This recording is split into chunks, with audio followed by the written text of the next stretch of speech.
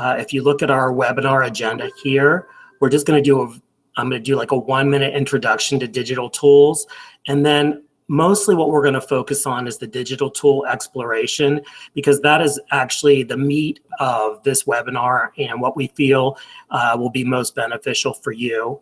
And then at the end of the webinar, we'll give you just a few minutes, and you'll see that if you click on that webinar agenda or that webinar folder, which is part 1, follow along with the webinar, you'll see that there is a discussion that we ask that you complete. It is required for your credit for the 1-hour webinar, okay? I'm gonna go back out to that front page again just for a second to show you that you have the opportunity in this course to also receive an additional 1 hour for doing an application assignment. And I strongly encourage you to take advantage of that. It'll give you the opportunity to practice with one of the digital tools that you'll find in this course today. And then you'll already have one assignment completed and ready for your students when school starts. So strongly recommend that you take advantage of that. We also have a reference section that Kendall and I have put together for you. And if you click on that reference section, it'll show you all of the digital tools that we're exploring here today in this course, and it shows you how to log in to that course, and it also provides some additional resources on how you can use that tool in your classroom, okay? So that is what our course looks like in Schoology. Again, we're going to be focusing mostly in that part 1 folder right here, following along with the webinar right now, okay? So just to give you a quick overview, why we would use digital tools in the classroom, and I think most of you know that already, because we want to increase engagement. And really, it's very important to be intentional with the digital tools that you select, because what we're really truly trying to do here is to make sure that we're promoting learning and we're actually facilitating critical thinking and problem solving. That's really what it's all about. We're trying to teach those 21st century skills to students while also engaging them in the learning by using a digital tool. But again, it's very important that you are strategic and intentional in the digital tools that you select. You never want to use a digital tool just for the sake of using technology. Okay, so that kind of is an overview. Again, this presentation is in here if you want to take a quick look at some of the introductory information. But what we really truly want to focus on is the meat of this presentation, which is our digital tool exploration. So we're going to start out by looking at Padlet. Some of you are probably familiar with that already. I'm going to jump back and just kind of take a look. How many of you, just like with a show of hands or a thumbs up, how many of you have used Padlet in the past? Okay, so just a few of you. Okay, that's great, because this is a really great and fun digital tool. We'll jump right in and take a look at what Padlet looks like from the teacher's perspective, and also what it looks like from a student's perspective. Okay? Okay, great. Looks like, thank you for the responses. I appreciate that. So once you have created your Padlet account, which is super, super easy and free, and you'll get up to 3 Padlets for free, this is what your dashboard would look like. Now, I have a paid account in Padlet. It's not one of the super premier accounts, but it does provide me with 8 Padlets that I can rotate at all times. So you'll see that I've got 6 active Padlets right now, and I have 2 spots to create some new Padlets, okay? What I want to do is kind of show you what it looks like from a teacher perspective. Again, this is the dashboard, and I want to show you how easy it is to create a Padlet, okay? So from my dashboard, I'm just going to click on Make a Padlet. And there's a lot of different options on how you can set up the Padlet. If you wanted to put it into a grid form, or perhaps you wanted to do, you wanted to break it up into columns and have them do specific items under a column, and I'll show you an example of that. Or if you want to explore, what I would encourage you to do is explore. The timeline is a very cool one, but the default Padlet is the wall, and that's the one that I typically use in my courses. So I'm just going to click on that and select it and show you how quickly you can get a Padlet signed or created. Okay, so this is the default Padlet, and I'm not super excited about the way it looks, so I'm going to tailor it specific to my needs. Okay, what you'll see here in the right-hand side of my screen is the area that you can tailor specifically to what you want the Padlet to do. Okay, in this case, I'm going to say I will place my instructions for students here. And this might be where I create a prompt, or I already have a question ready for them to go that they'll respond to here. And what I'm going to do in a minute after I've shown you how to create a Padlet and show you how easy it is, I'll show you a couple examples of that. Okay? What I'm going to do, and there is a subheading here, so if you wanted to add something else, you could add new information here. And you'll notice that everything is kind of updating in real time as I'm typing that information in. Okay, so you'll see on the left-hand side all of the information that I just added there. Okay, if I wanted to add an icon to go along with it, I can click on the icons here, and maybe I want to add a nice, happy, smiling face. So I'm going to add that icon, and then I'm going to go back. And you'll notice that as I added that icon, it's over in the left corner now. All right, this is really cool. The address that you're going to share with your students. The great thing about Padlet is that they don't have to sign in and create their own accounts unless you want them to. You can simply provide a link to the Padlet, and students can automatically log in there. The one thing about that is that their names will not appear on the Padlet. So what I usually do in my instructions area is tell them in the title section, please put your name, okay? So, and I'll show you that example in a second. Another really great thing about this address is if you want to make it unique to you, you can take out the gobbledygook that they put in there and you can put your own. Mr. Sharp's cool Padlet. I mean, you can't add spaces, unfortunately, but so it'll tell you if that one is not available, and but that one seems to be available. Now, this is the part that I really like, is that you can make it look however you would like it to look. I'm going to click the wallpaper. There are solid colors you can use. There are gradients you can use. There are textures and patterns that you can use that can be really cool. And there are specific pictures. Now, what I recommend is you pick the picture. If you're going to use a picture, be intentional using that, because it can be a really distracting background. If I were to add this candy background, you can see that it might be distracting for students. So I usually try to pick a background that's a little more simple than that. Okay, so I might go with this amber background. Well, that's not liking that amber background either. I'm going to go down here. I'm just going to see what else I've got. I really like this one. I'm big on the ocean, so I have a tendency to use this one a lot in my work. So I'll keep it there because I like that. I'm going to jump back to my area where I can continue to tailor the information. You can pick color schemes. You can pick specific fonts. You can display the author's name above each post if you want to do that. I like to do that, but that would only be necessary if you have them logging in. Okay, I'm also going to put a comment in here, and what that does is allow students to comment to their peers. Okay, so I typically turn that one on. Okay, especially if you're going to do it using like a discussion board format or an introductions format, you would want to turn that comments on. Okay, you also can have likes if you want to do that. There is a moderation feature in here, but that would require you to review every single post before it appears on the screen. And the beauty of using Padlet is that everything is done in real time, so you'll see students posting in real time. So I would recommend that you keep that off unless you feel really strongly about moderating the posts before they show up. Now, because we are dealing with teenagers, I definitely would turn on the filter profanity one, okay?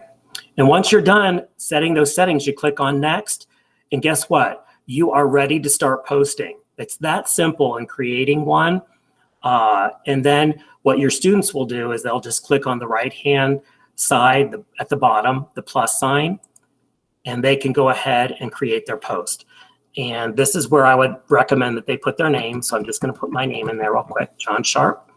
And I'm just going to say, hello all.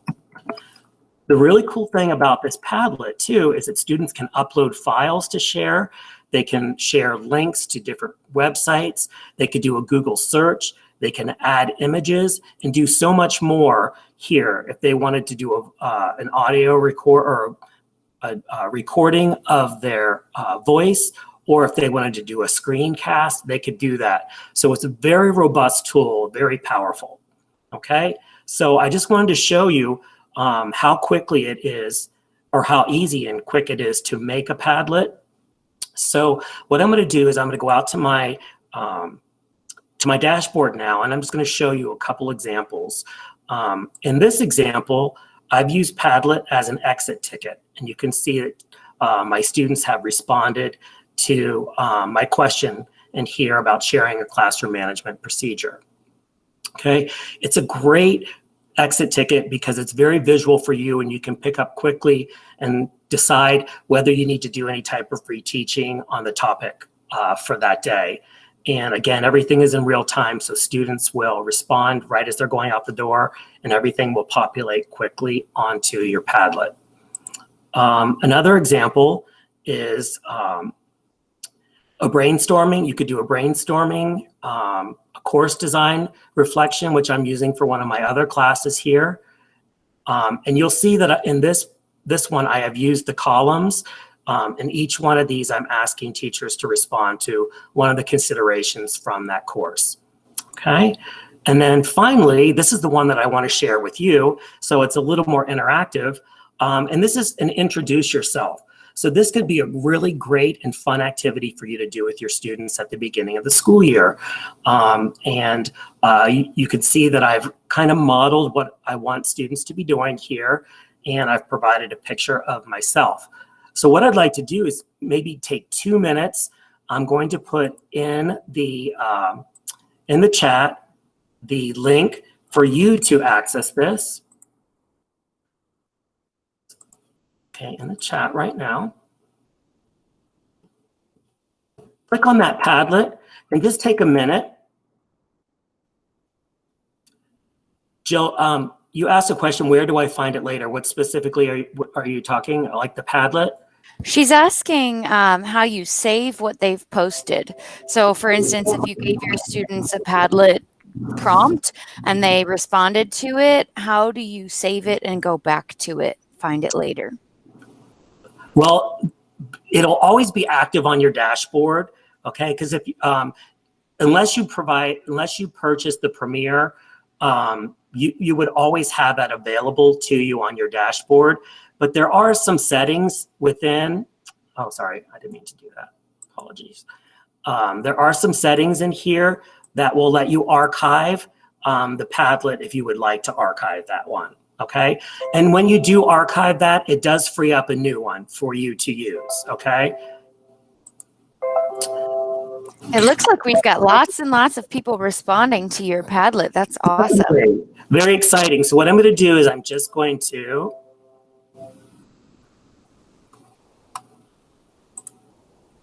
Did I send it to the different? I must have sent it. You sent a different one. The one that you sent was the brainstorming one. Okay, here we go. There we go. Sorry about that. I had so many open. Wow, we've got quite a few people already kind of brainstorming some ideas on how they can use this in their course. Now, notice that in the title area, most of you have put your name, which I appreciate that because it lets me know exactly who has responded to this Padlet. If you don't put that in there, it will just say anonymous. So if you decide that you don't want your students to be logging in, then please, in their instructions, just please put your name in the title area where you create the post. Yeah. So just a quick overview for everybody. I saw one question by Nazreen. John and I are going to be demonstrating various digital tools. He's demonstrating Padlet right now, and we'll continue on to many others. At the very end of this webinar, we will show you exactly how to place them in your Schoology course. Yeah. I also, do you mind if I switch to my presentation, John? Absolutely not. We'll, Okay. we'll jump in because we need to be really intentional in our timing here for this Cool. too, so everyone has the opportunity to see. Okay. Awesome. So I'm going to turn it over to Kendall now, and she is going to talk about our next digital tool, which is Edpuzzle. Yeah, I'm actually going to finish off the Padlet discussion very quickly, but I do want to just apologize in advance. My Wi-Fi has been a little bit spotty, so hopefully it doesn't cut out on me, but if you hear any glitches in my voice, just paste in the chat and I'll repeat exactly what I had just said. So if you can see my screen, would you mind giving me a thumbs up? I'm scrolling through our digital tools course. Okay, I saw a lot of thumbs up and I saw somebody post in the chat. Perfect. So we actually have made it through webinar part 1 because at the very bottom of that folder, there is a Padlet reflection assignment. And coincidentally, that assignment is exactly the Padlet that John just pasted in the chat for you guys to complete. But I am going to have everybody just navigate to this section of the course so that you can continue along with me. I pasted the link. Oops, that's the wrong link. Click on this one instead. I pasted the link, the bottom one, in our chat. Go ahead and click on that bottom link and that will take you directly to this page in our course.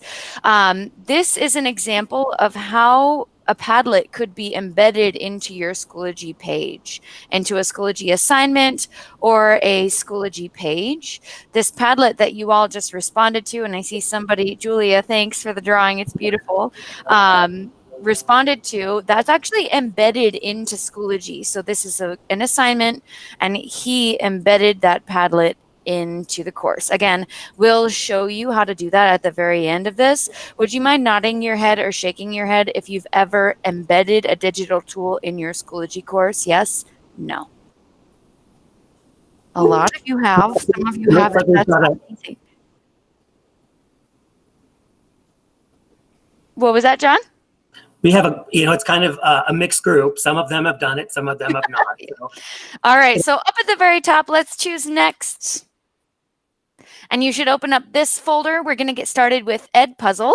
Edpuzzle is an amazing resource for video lessons. I'll show you first what it looks like from the student's perspective, and then I'll show you what it looks like from the teacher's perspective. So please do right now resist the urge to click on this.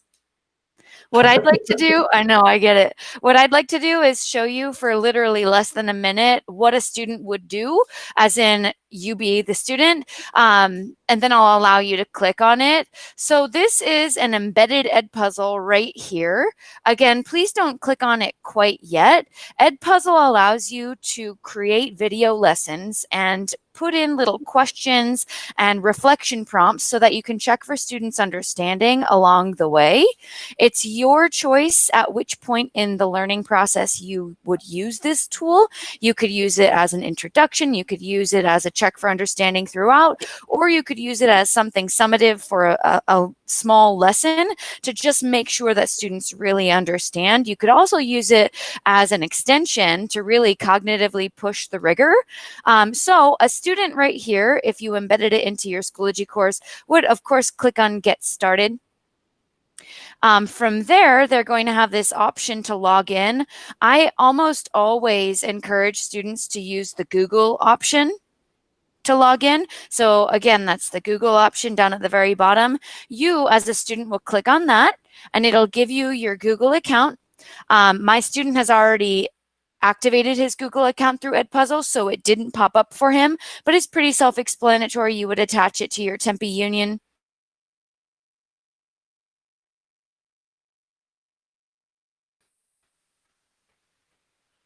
Did I cut out?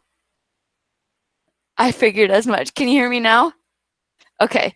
Of course, it'll be pretty self-explanatory when you connect to your Google account. So at this point, I am going to have you all go ahead and press Get Started and then attach to your Tempe Union Google account, please.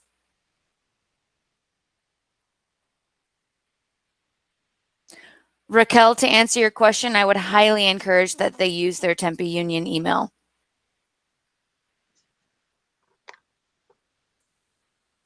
Sorry to disrupt. Is there any way that the materials can be sent to me? Because I thought I registered for this course, but I didn't get any notifications. John, would you mind just adding her into the course and then pasting the link in the chat? John, you are on mute.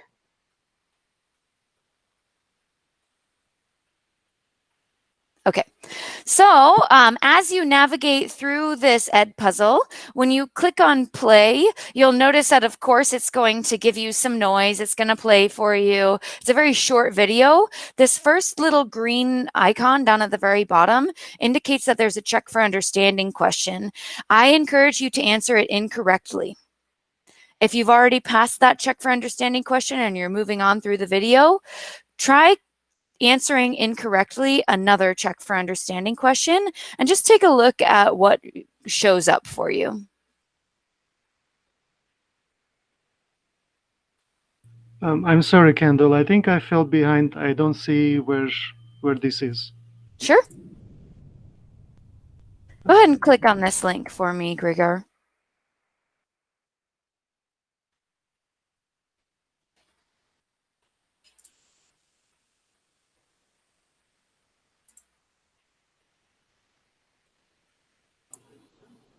Sorry, So Kendall, I'm having the same issue. It's not working for me. what I would recommend for those of you that are maybe having a little bit of issue with this, you might want to explore it like after our webinar, or we certainly can stay on afterwards to make sure that you have the ability to log in. Totally. Inevitably, since we've got so many participants, we are going to have a few people who aren't able to access the technology tool. I'm so sorry if that's the case. It's not at all that we don't care about you. It's mainly that we've got to keep moving on for the sake of everybody in the webinar. So this was your introduction to Edpuzzle from a student's perspective. I'd like to show you what it looks like from a teacher's perspective, but it will be very brief. Of course, I'm not going to be able to hit on everything related to Edpuzzle, but I'll just give you a brief overview. The nice thing about Edpuzzle is that it allows you to use many different video channels to upload a video or to use an already pre-created video by YouTube, Khan Academy, and so on. So for instance, in my Edpuzzle teacher account, which we have directions for in our course, I could choose to use a Khan Academy video. If I chose Khan Academy and just, decided, I'm teaching the distributive property, you could select that video and then edit the video. When you choose that edit, it allows you to include those little questions that you already experienced from the student's perspective.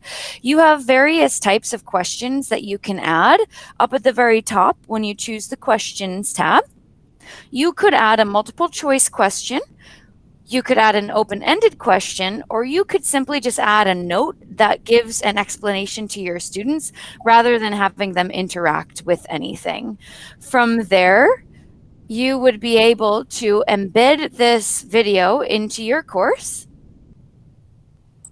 And as a teacher, you can see how students interacted with this video and how they responded to it. So I know that I didn't hit everything related to Edpuzzle. We've got lots and lots of directions in this course as to how to use it from the teacher's perspective, but I am curious if you have any questions that I can answer that you think the rest of the group would benefit from hearing. All right, fabulous. So up at the very top of your screen, inside of your Schoology course for today, go ahead and choose the next button. And John will give you a brief introduction to Flipgrid from the students and the teacher's perspective. I'm going to stop presenting.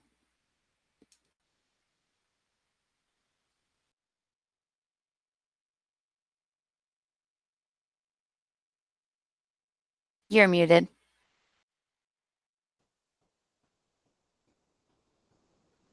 Okay, great job with Edpuzzle, Kendall.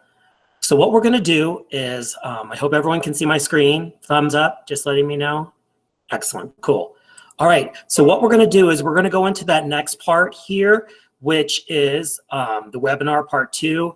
We started with Edpuzzle there, and now what we're going to do is we're going to jump into Flipgrid, okay? Flipgrid is a social learning tool, and what I love about Flipgrid is that you can provide some really robust prompts for students and they can respond to it. But rather than using text or writing format, they're actually using video format. So it feels a lot like social networking, and students really like it a lot because they're able to interact with each other in video format. So I've used this in many of my ASU courses that I teach, and students at all levels really enjoy it. And the great thing about it is it's super easy for teachers to set up, and it's super easy for students to use. So it's very intuitive. Okay, so once you sign into Flipgrid, and we have all the instructions in our resources folder on how to log in, it's just flipgrid.com. But this is what your dashboard would look like. And you'll notice that I have 6 different grids here.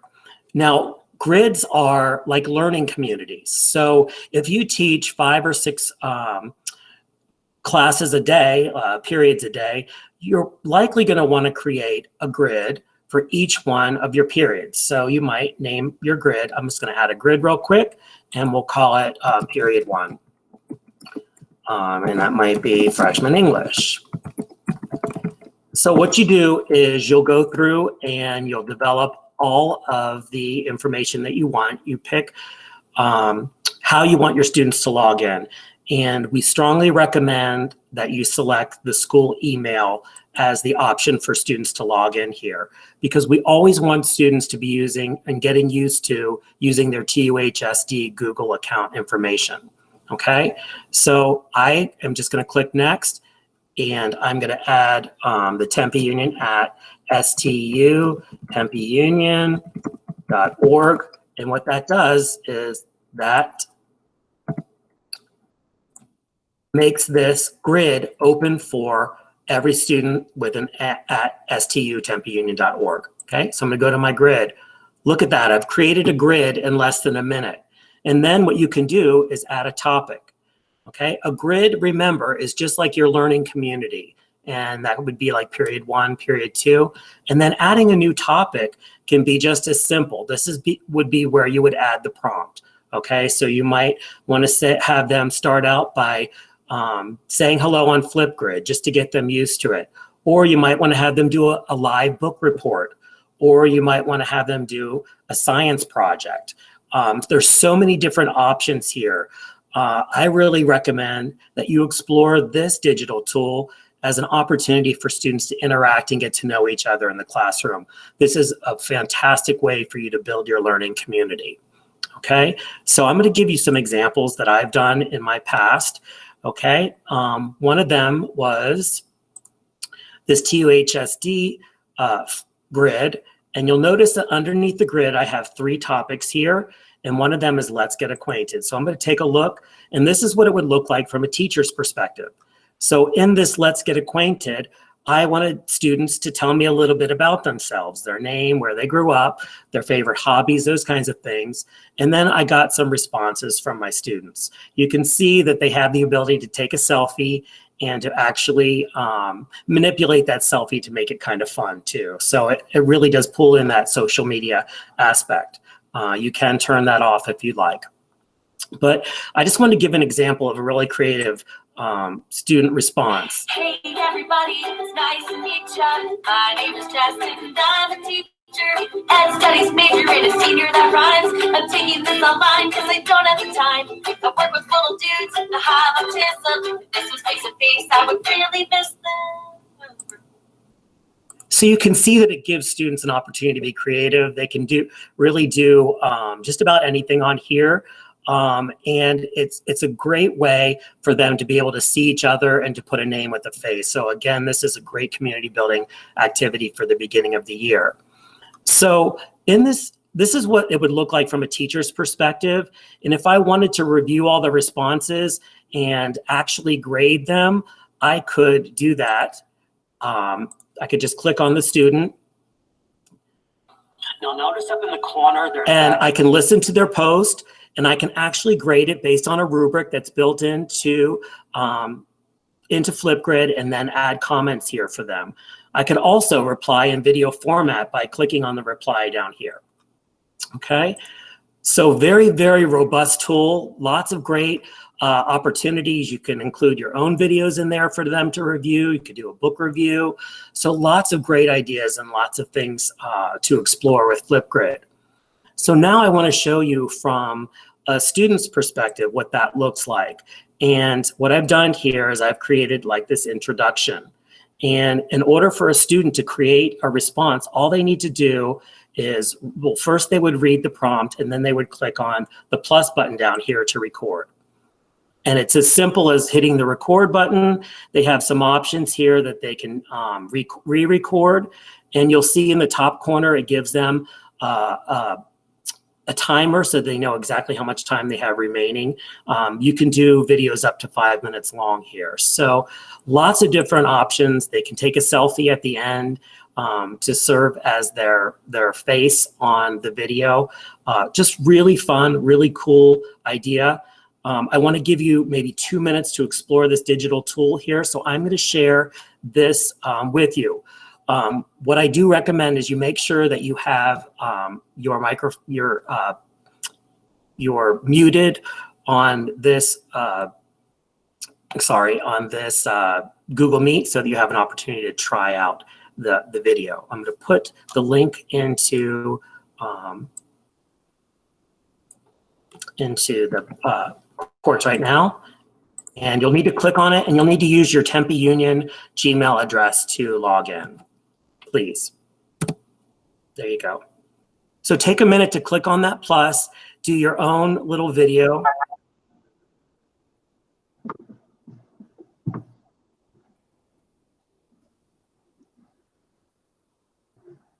Sure, it might be kind of crazy there for a minute. John, we also had a few really good questions in the chat earlier that perhaps you could answer when we are done exploring. I think they're good questions to spend some time on.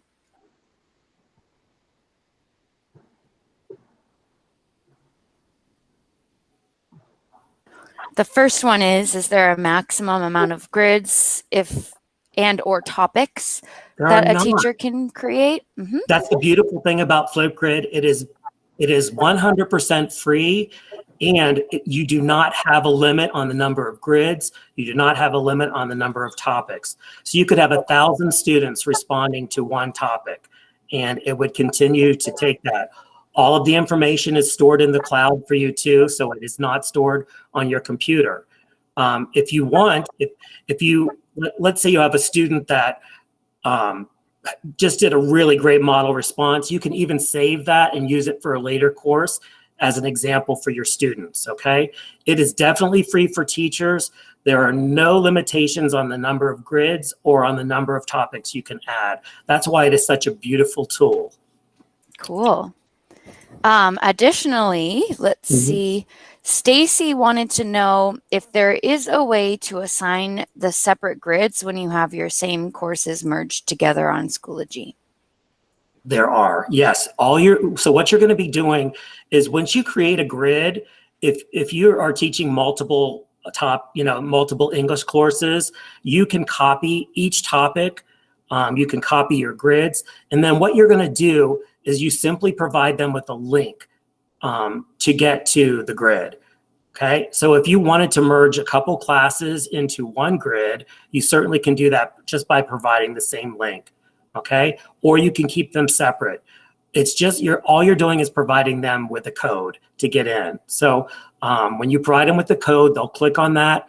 They'll be required to log in with their Google, and then they can just jump right in and respond to the video. Thank you. So if everybody's had sufficient time exploring this digital tool, would you mind giving me a thumbs up, thumbs side if you want at least 30 more seconds? I see And a you know lot of what? thumbs up. You could leave it open and do it after the course if you want to practice a little bit more. Go for it. But in the interest of time, again, we're going to jump into the next digital tool. All right, so I will go ahead and start presenting. And one more time, simply to make sure that the transition is seamless, would you mind giving me a thumbs up just so that I can visually see that you can see my screen? We're good to go. Okay, awesome. So we are currently at this point in the course, in our Schoology course. I know my screen is very small, so I'll paste this link for you in the chat. But we do have a very quick knowledge check. That's this little green puzzle sign that we want for you to click on. It will take literally less than 3 minutes for you to complete it. We just want to make sure that you're good to go with the idea of Edpuzzle and the idea of Flipgrid. So I'll paste that in the chat for you to all click on directly, unless you've already found it in the course, and then you can go ahead and get started. This won't take long. I will mute myself so that you can pop in by unmuting yourself or by asking any questions in the chat if you have any struggles while you're completing it.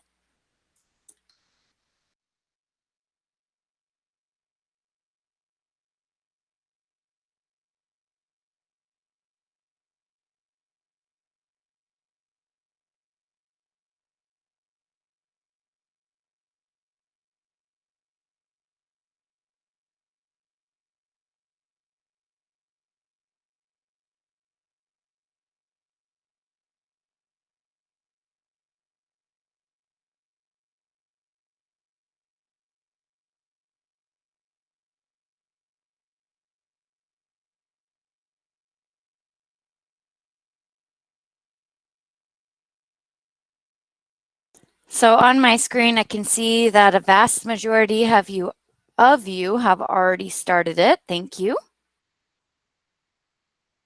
One person, several people are done.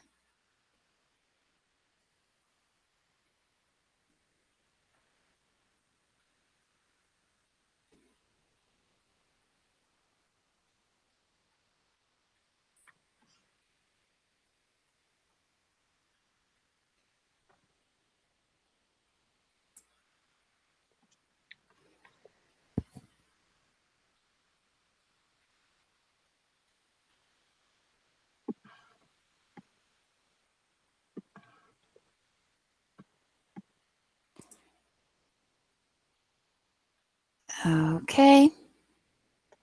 Let's see really quickly. We have a lot of you who are already done. So for those of you who are still working, I would seconds should suffice. I just want to make a quick comment. Can you guys hear me? Okay. We have the best hats on this call. We do. I'm looking at the participants. I feel like everybody should just take 30 seconds to go find a hat and join the crew. I'm joking. Please don't do that. There's John's. All right, friends. So I'm going to go ahead and move on. You guys are amazing. Up at the very top, you can use this breadcrumb to continue following along. You can navigate back to the course by clicking on that using digital tools. We are going to move on to the third folder of our part 1 folder. We'll move on to part 3, which is a little bit more narrow in scope. John and I tried to go from the broadestly applicable tool to the most narrow applicable tool with PHET or PHET as it's commonly known. So I'm going to have you click on this right here, experience it from the student's perspective, and then I'll show you from the teacher's perspective what it looks like. So clicking on this link, if you'd like, I can paste it in the chat for you. That link has an example of a PHET or PHET simulation towards the middle of the page. Again, I'm going to have you pause and just look at my screen before interacting with your screen. That way I can show you a few of the nuances. PhET is an online simulation resource that was created by the University of Colorado Boulder. It gives students the opportunity to practice a lot of simulations that are related to science, some that are related to math. So this, for instance, is a math-related simulation. I tried to create something or include something that was accessible by many instead of something that was super complicated. So it's really just on integers. You can choose the explore option or the generic option. I'm going to click on explore, but I'll have you hop out and choose both eventually.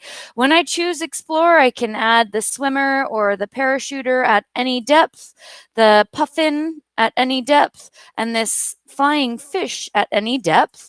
I can also move around these bubbles. I can reset everything. I can go back to home. I can click on generic and explore the generic number line and place my dots at various places on the number line just to explore integers. So I'll allow you the opportunity to click on your screen from the student's perspective, and then I'll hop on in a few moments and show you the teacher's perspective.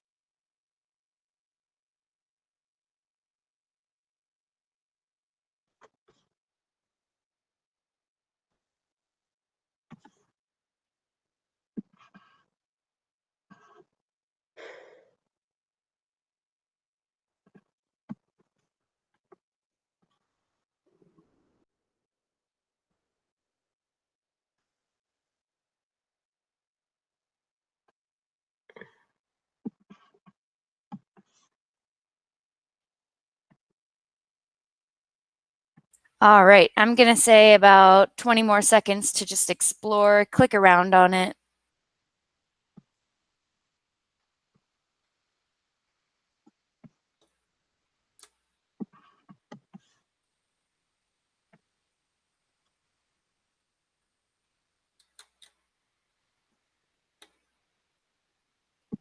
Erin, that's a great question. That is correct. But that doesn't mean tune out. All right, so let's go ahead and move on. I would like for you to pause any clicking that you're doing on the simulation and just go ahead and look at my screen. I promise you, because your time is very valuable, it will be very quick.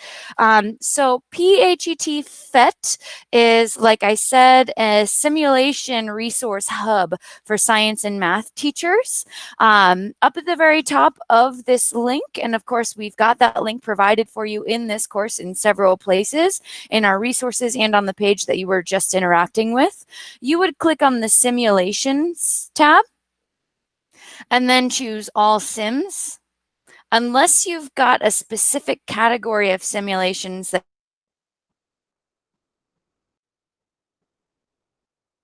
science and math teachers and everybody else is following along. The really important nuance to choosing a simulation that will embed directly in your Schoology course is that you'll need to use the filter on the left-hand side for compatibility. I'm going to zoom in for you just so that you can see this a little clearer. When you choose the compatibility, wow, there we go, compatibility filter, you want to make sure that you choose HTML5 simulations, because those will embed a little more seamlessly in your Schoology course than all of the other. We all likely have experienced issues with Flash over the last few months, so I highly encourage you to avoid Flash-based simulations, whether you're using them inside or outside Schoology. So you do want to make sure that you're choosing HTML5.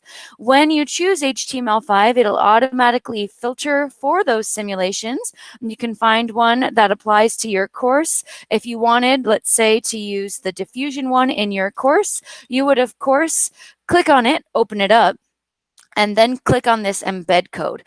Again, later in the course, John and I will demonstrate how to embed all of these tools in your Schoology course, but that embed code is pretty seamless. It'll pop up, you would copy it, and then you'd embed it accordingly. Just a quick check for understanding. I'm going to go back up to the simulations, all sims, just to make sure that my non-science and math folks were still following along. What do I want to filter for when I filter for compatibility? You can paste it in the chat.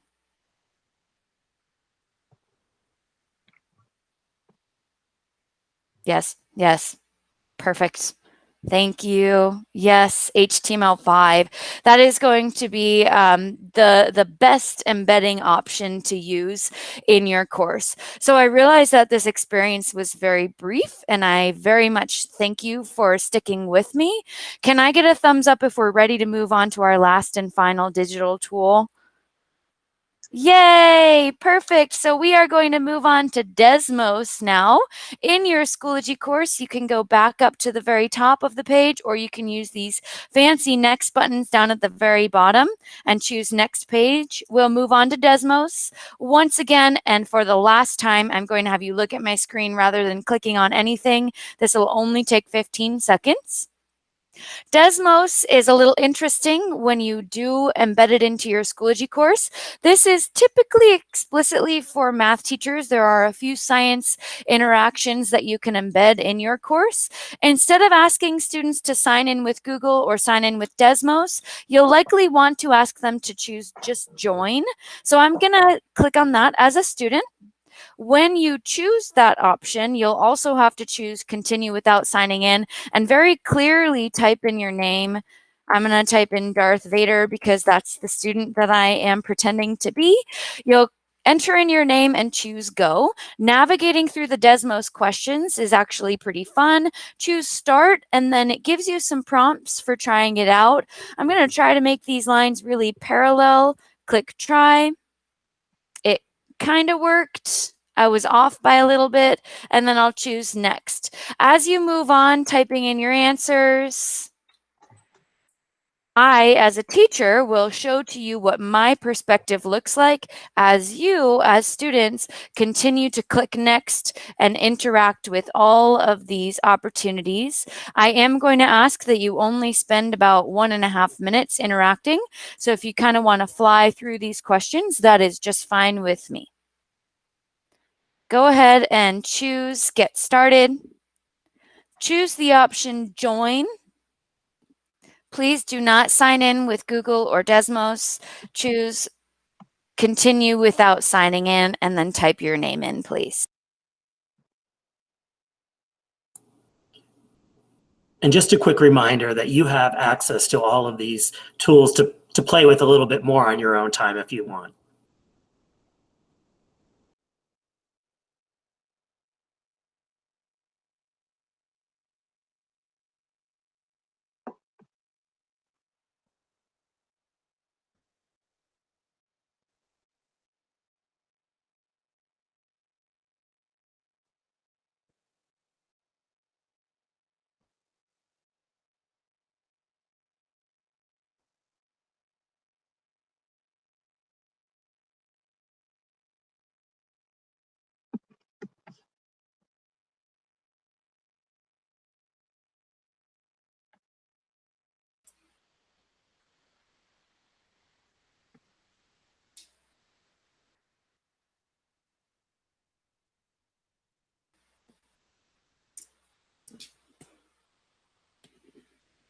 We're pausing.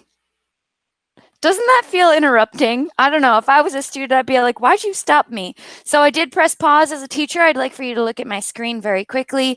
Desmos is amazing. It comes with a lot of pre-built activities that you don't even need to touch in order to create. They're already created for you, but you can also create custom activities. I've done it before. In fact, I did it for my interview for this job a couple years ago. So anyways, we've got several questions in this activity. And as you can see, I can see all of your progress. I can actually pull up the question that you are on. So LM, I'm assuming London, maybe? London Maestas? No, we've got another LM. I can pull up where LM is and just take a look at what they've already started typing so that as a teacher, I can display this for you in class. That feature is likely going to be best used when you are synchronously teaching, whether that's online or in person.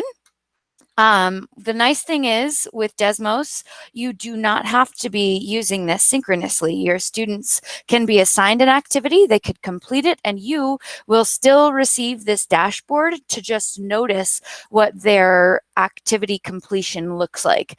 I'll show you just very quickly what Desmos looks like from the teacher's perspective so that you can add it to your course accordingly. I've logged into teacher.desmos.com, which of course that link is included in our course for you in the resources section later on. I can look at all of Desmos's featured collections. Let's say that I'm a math teacher and I am teaching quadratic functions, and I'd like to assign an activity on hoops and parabolas with my students. I would click on this and then choose Add to create it and add it to one of my collections.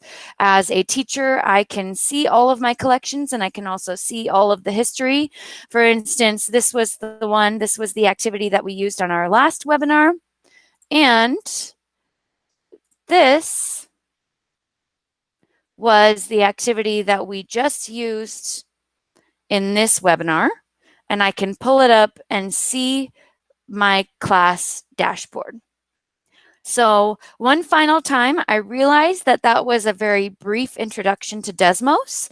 I do just want to make sure that any of your broad and applicable to the rest of the group questions can get answered right now. So I'll pause and just give you time to ask a question if there's a lingering question.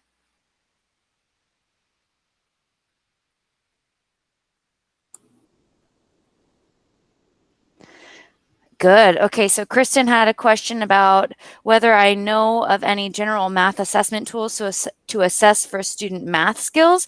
That just depends upon what type of math skills you're hoping to assess for. So if you do want to linger on this webinar after we're all done, I'd be really glad to help you explore some options. Anybody else? All right, we're going to go ahead and move on.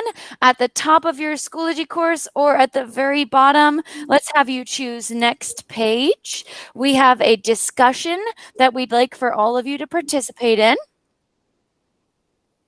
The discussion prompt is right here. Some of you likely are visual learners. You're likely learners who would like to read this for yourself. So if that's the case, you can turn your volume all the way down. I'm going to read it out loud for those of you who are audio and would like to hear it. I'll read it out loud and then I'll give you just a little bit of time to respond to it. The prompt is: discuss one digital tool presented in this 1-hour webinar that resonated with you. Why did it intrigue you? And how could you use this tool in your future courses to promote critical thinking and student engagement?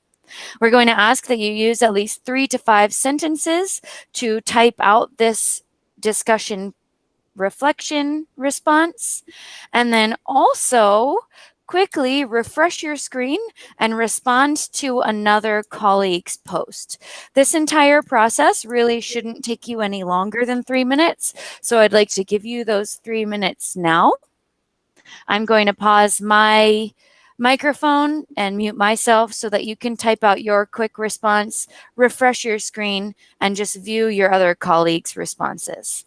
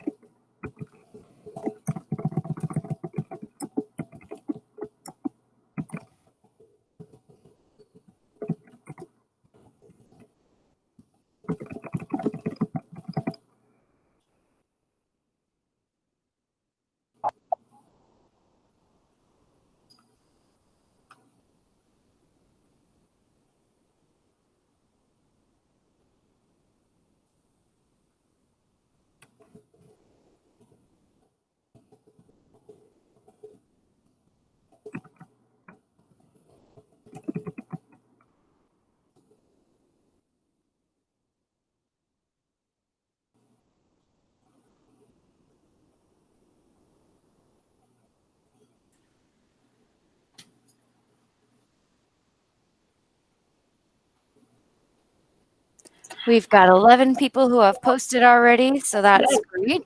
I would say we've got about 1 more minute left. A minute is quite long. It's 60 seconds. So please do make sure that you are responding and also refreshing your screen.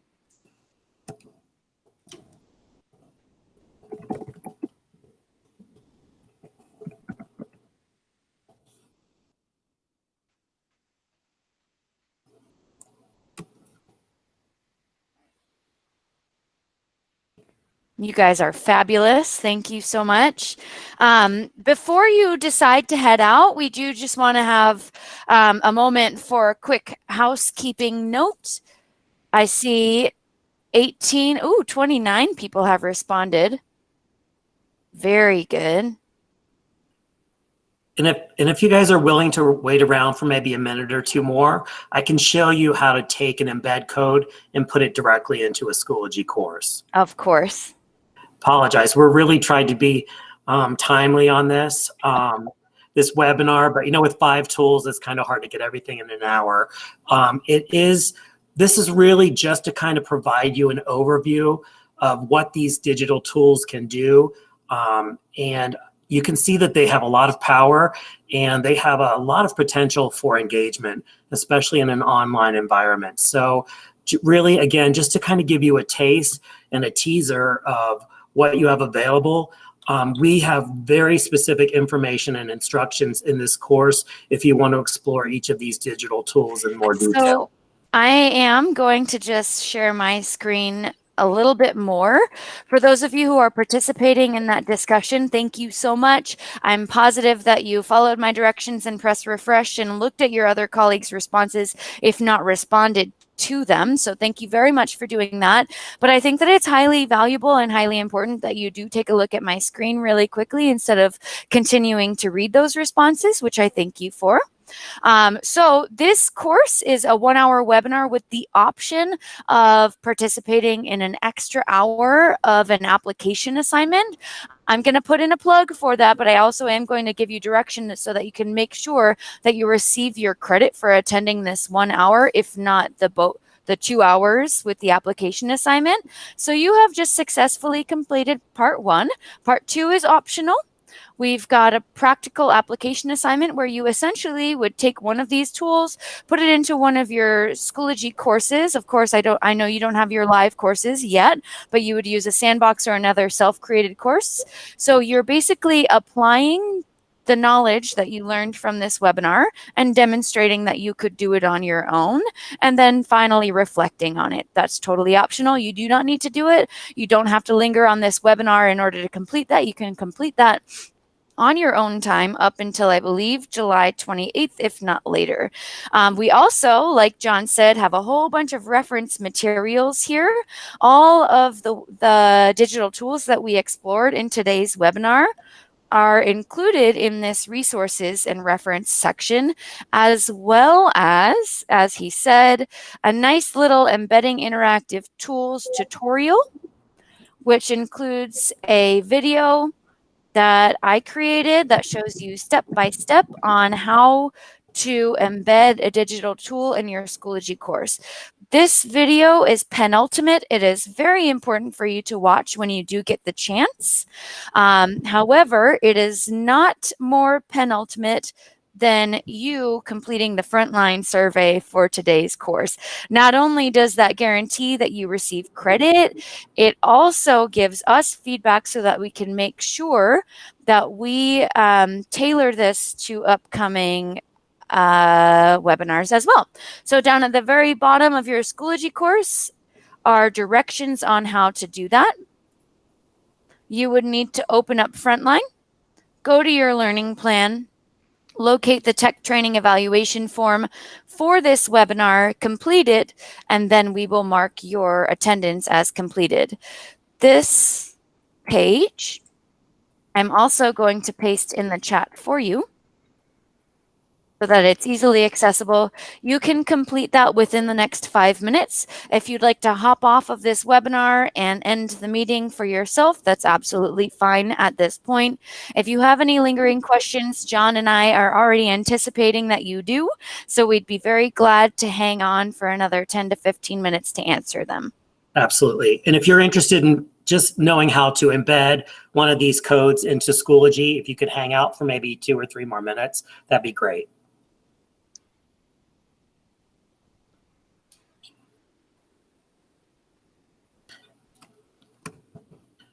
Good question. If you are going to do the second hour of the course, you can wait and do the course evaluation after that. Nazreen, you have been added to the course.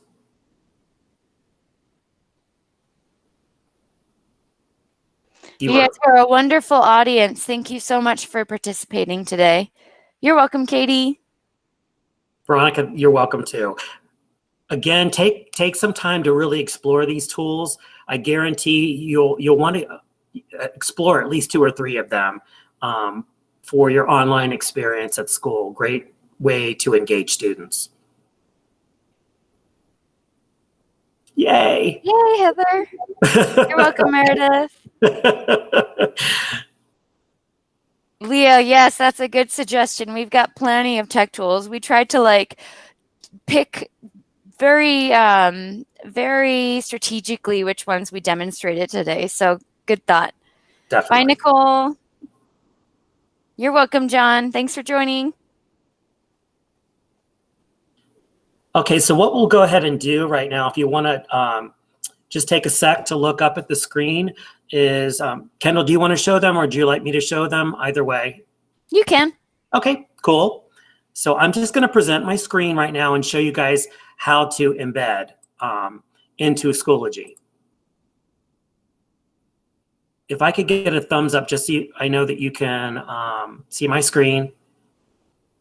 Okay, cool. So what I'm going to do is I'm going to go to Schoology first, and I'll just do it right here within this. And I'm going to add a page. But I could add an assignment. You can add any type of activity. So I'm just going to say sample, and I'll use a Padlet. Okay, so what I'm going to do here is I'll put some information about the activity. So specifically the instructions on what I want them to do here. And then I'm going to directly embed right into my Schoology page. But what I want to show you is first we need to go from the text editor box. So this is what we would call the visual editing box. But we want to switch to the HTML. So if you look in the corner here where these 2 little dots are, we're going to switch to HTML by clicking on that open dot. And once we do that, you'll notice that all the text editor options go away. Okay, so all we're left with is this box to input. So I'm going to leave that open, and then I'm going to go to my Padlet, which I have on another tab. And you'll notice that with this Padlet, up in the right corner, there is a share option. So I'm going to click on that. And if you go down here, you scroll down, you'll see that there is an embed in your blog or your website. And I'm going to select that option. And you'll notice that it's quite long. So I'm going to copy that. Just click on the copy. So what it has done is you see it's copied to my clipboard. And now I'm ready to go back to my Schoology course, to that page I created. And all I'm going to do is either right click on my mouse to paste, or I can do a Control V, okay? Notice that it looks like a bunch of gobbledygook, and it really doesn't mean a whole lot to us, but that's HTML5 right there. And now I'm going to switch back to our visual, which will take us back to the text editor box. And what you'll see are the instructions I have up here for students, and now there is a placeholder for this Padlet, okay? So when I click on the Create button,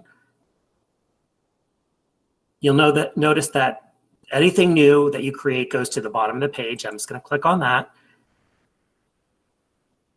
And you'll see that my Padlet has been embedded right into my Schoology course. And the great thing about that is that students don't have to go outside of Schoology then in order to get to the activity, which I really like. One thing you'll notice that you can't see the whole screen right now, but what students can do is click on that little open and new, and it will fill their entire screen so that they can see everything in the Padlet, okay? Are there any questions about embedding into the Padlet or embedding into Schoology? Quick question. So first we need to open a can with Padlet, correct? Yes. You would need to, you would probably want to create your Padlet, have that all ready to go. And then once that Padlet is created, just like this, all you need to do is click on the share button to get that embed code. But I would recommend that you also, maybe simultaneously or right before, you've created that page in Schoology so that you can automatically just paste that embed code into your activity. Okay? And again, to do that, you're going to just go from this text editor box over to the small little dots on the right-hand side of that text editor formatting box and click on Switch to HTML. And that's where you will paste your embed code, and then go back by switching to the visual by clicking on the dot above that. That will take you back, and you won't see it right away until you have published or created, but what you will see is there is a placeholder there for it, okay? And that is in yellow. So once you do save the changes, this is what your students would see, okay?